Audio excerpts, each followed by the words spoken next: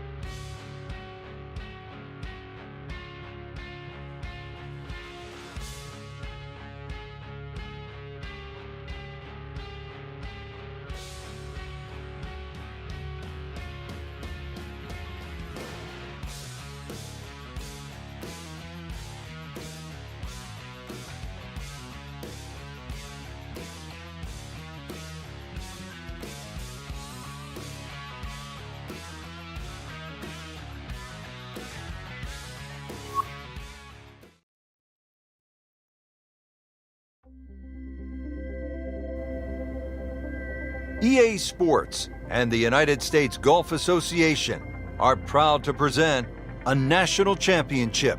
Today, it's live second round coverage of the U.S. Open Championship. Today, we're here at Chambers Bay in University Place, Washington for the U.S. Open Championship. Rich Lerner alongside Frank Nobilo for EA Sports, set to bring you all of the action out on the course. And Frank, what can you tell us about this unusual layout? It's actually the first golf course that Robert Trent Jones II has actually designed in Washington, and it just fits in beautifully with the environment. The Puget Sound really sets off the whole golf course. So it looks like a links golf course, but it can play in so many different ways. You can play it through the air, you can play it along the ground, and of course already it's hosted US Amateur and US Open.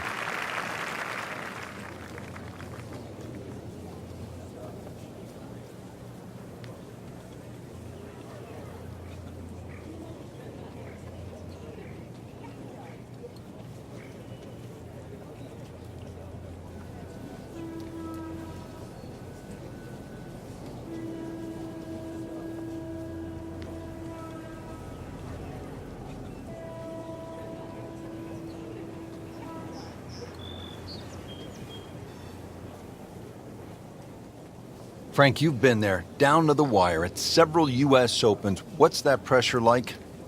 It's so different from any other type of major championship because that's normally the toughest test. That's where the scores are the highest, i.e. relative to par.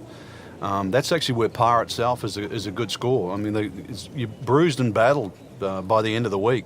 With the exception, really, remember when Rory McIlroy won at Congressional? That's the one time when a US Open played soft. But Martin Keimer at Pinehurst on a firm, fast golf course, it's a different test. Tiger Woods at Pebble Beach. You just think of people struggling at the end of the week and really last man standing. That's what a US Open means.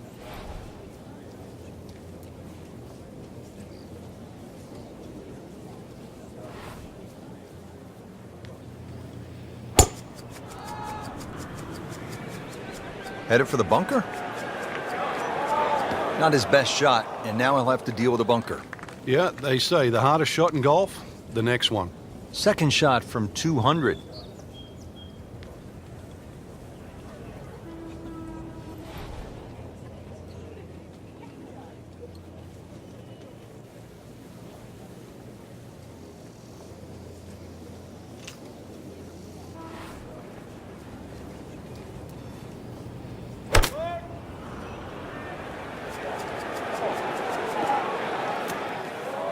Just a bit offline and into the bunker.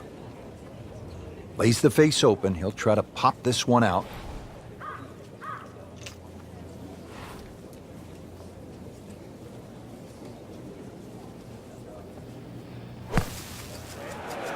Should be safely on deck. Well, the best in the game don't do it any better. McIlroy, Fowler, Duffner, they'd be impressed by that bunker shot. Really not much to this. The only issue would be a lack of concentration or focus. Well, that was a good-looking putt, just not falling right now. Sadly, he's going to be disappointed. So a tester from 4 feet.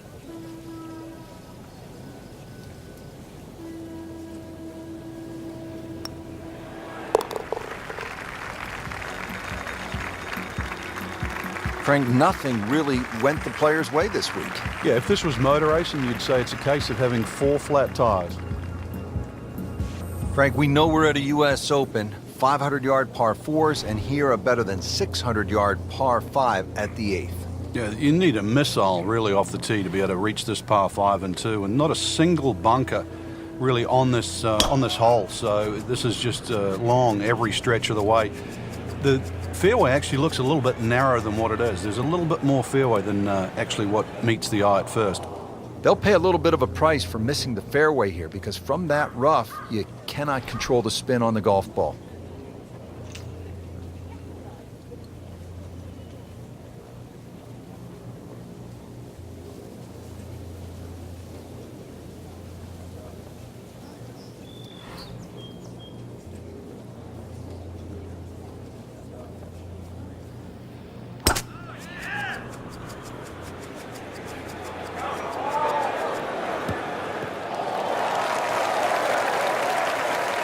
So missed the fairway, and now he's back where he needs to be. Yeah, minimize the problems. Frank, uphill shot, what did you like to do on a play like this? The biggest thing really is to try and work on your balance. You've got to make sure you get through the shot and normally take an extra club.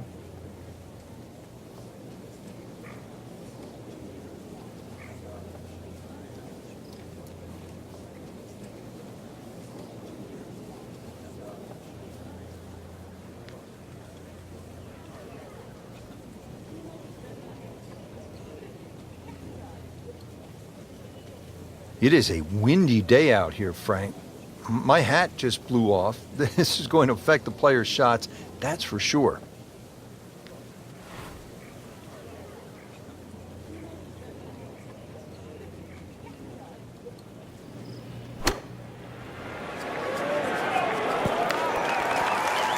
Frank, not just a player, but an artist. Just beautiful work right there. The only thing I can say, Rich, is that was Seve-esque. Not a gimme, but well within his range.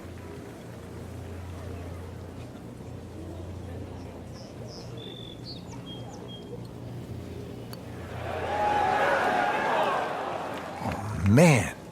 Just pushed it. Boy, that hurts. Settles in over the putt.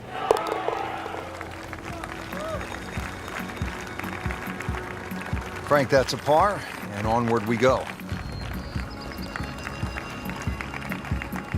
Moving on here at the U.S. Open, we've seen long par fours, not unusual, long par fives, and now we finish this front nine, Frank, with a par three. And this is a great example of how a U.S. Open can level the field. Everybody's going to get a tee and a ball here, and this is about hitting your best shot. And this is one hole. If you're struggling a little bit, a little two here is going to go in a long way, pushing you around in the right direction.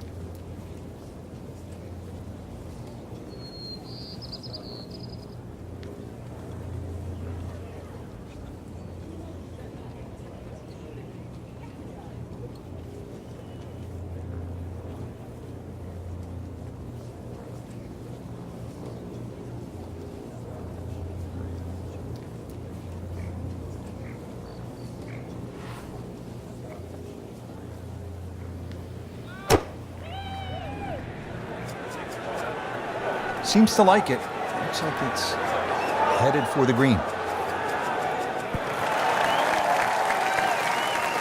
Well, that one didn't work out. It didn't look bad in the air. It hit the green, but didn't sit. Yeah, it was never going to stop.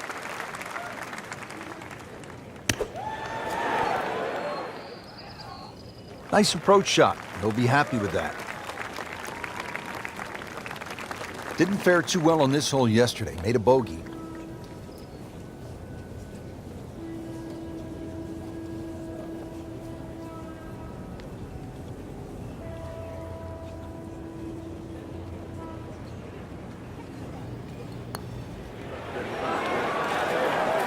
Wow, that hurt. It did. Shot gone forever. Something about this hole, it has not been kind. Bogey yesterday and staring at another one today.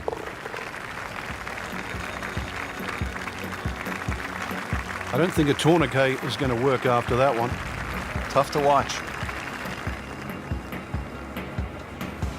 Our featured golfer making the turn. Let's pick up with the action at the 10th. It's been a bit of a rough ride here, Rich, but right now is the time where you can turn things around. There's a little bit of time ahead, and we know this player has plenty of good left in the bag.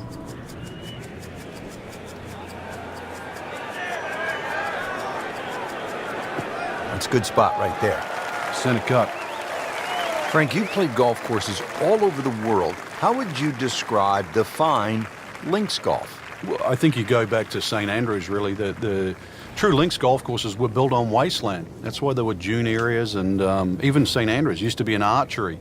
They used to do archery there on Sundays, and that when the golf course was closed. So it's land that wasn't used for anything else.